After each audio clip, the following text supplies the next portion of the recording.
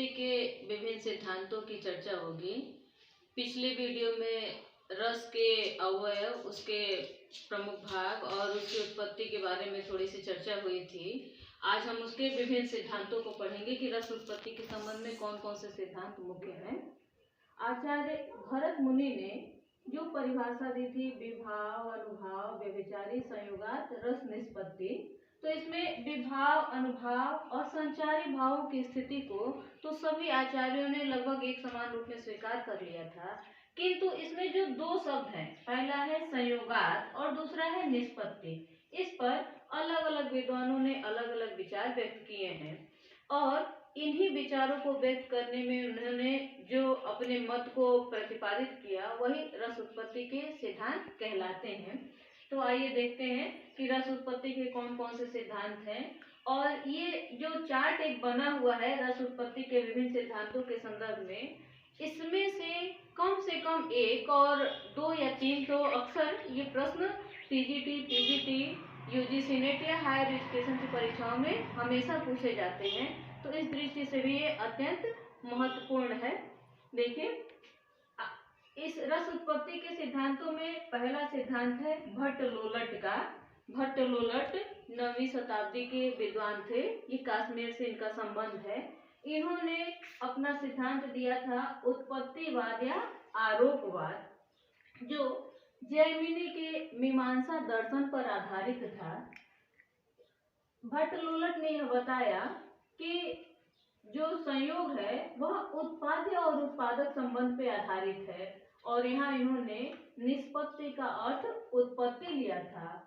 वे यह मानते थे कि जो रस की स्थिति है वह पात्र में होती है, क्योंकि दर्शक पात्र को देखता है, नट या नटी को पात्र के रूप में, तो वह अनुभव कर लेता है कि जो पात्र है उसका भाव वैसा ही होगा, और वो पात्र के रूप में अपने आराध्य को स्मरण कर लेता है और पात्र में ही अपने रस की पूर्ति भी कर लेता है।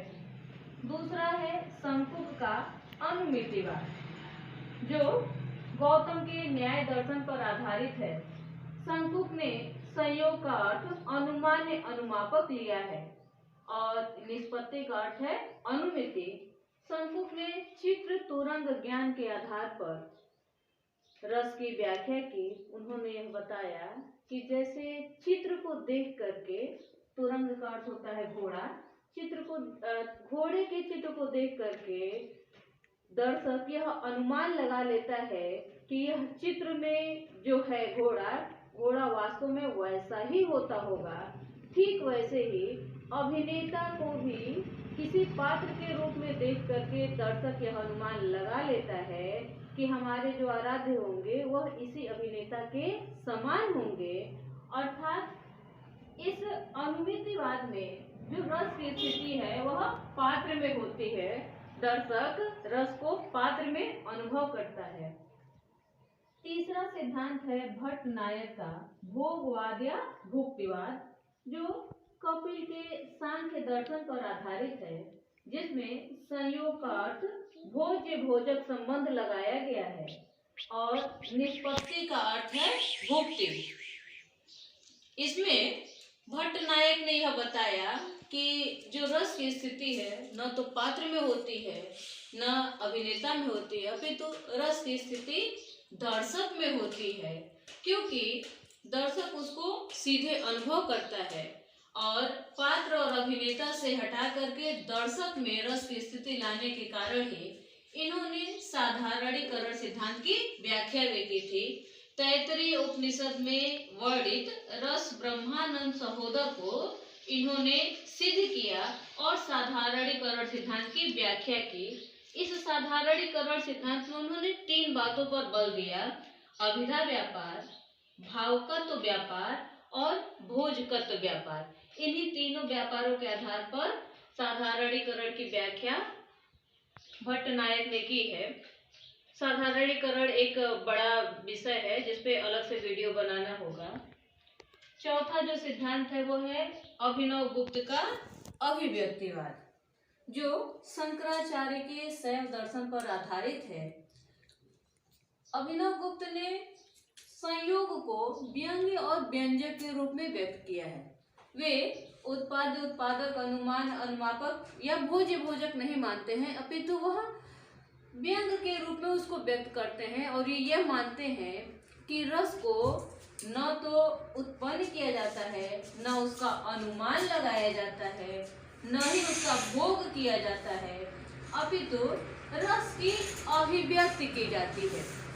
रस को अभिव्यक्त किया जाता है और अभिव्यक्ति का यह जो रूप होता है वह सहृदय में होता है। सामान्यतः आप लोगों ने यह देखा होगा कि किसी दुखदायी फिल्म को देखकर या फिल्म में कोई ऐसा सीन आता है जिसमें नायक या नायिका पर कोई घोर विपत्ति पड़ी हो, या हम रामायण का उदाहरण लें, जब सीता वनवास में है और थोड़ी दूर चल करके थक जाती हैं और राम से पूछती हैं कि अभी और कितने दूर जाना है, तो उस समय उनके हृदय का जो दुख है उसको जब दर्शक अपना दुख समझ के अनुभव करता है और उसके आंखों से आंसू आ जाते हैं, उसे ही सहृदय में भाव की स्थिति, रस की स्थिति कहा जाता है। अर्थात रस को सहृदय में ही व्यक्त करना ये अभिनवगुप्त की अपनी एक अलग विशेषता है। इस प्रकार से हमने ये देखा कि रस उत्पत्ति के जो 4 महत्वपूर्ण सिद्धांत हैं, उनके आचार्य कौन हैं, उन सिद्धांतों का नाम क्या है, वे किस दर्शन से जुड़े हुए हैं और संयोग तथा निष्पत्ति का उसमें क्या क्या अर्थ है। जैसे भट्ट लोलट ने उत्पत्तिवाद में संयोग का अर्थ उत्पाद्य, उत्पादक बताया, निष्पत्ति का उत्पत्ति, शंकुक ने अनुमान्य, अनुमापक बताया और निष्पत्ति का अर्थ बताया अनुमिति, भट्ट नायक ने भोज्य, भोजक संबंध बताया, संयोग का अर्थ और निष्पत्ति का अर्थ बताया भुक्ति, और अभिनवगुप्त ने संयोग का अर्थ व्यंग्य, व्यंजक बताया और निष्पत्ति का अर्थ बताया अभिव्यक्ति। ये अत्यंत महत्वपूर्ण प्रश्न है। परीक्षा की तैयारी करने वाले या एमए प्रथम वर्ष के विद्यार्थियों के लिए भी यह अत्यंत महत्वपूर्ण है। धन्यवाद।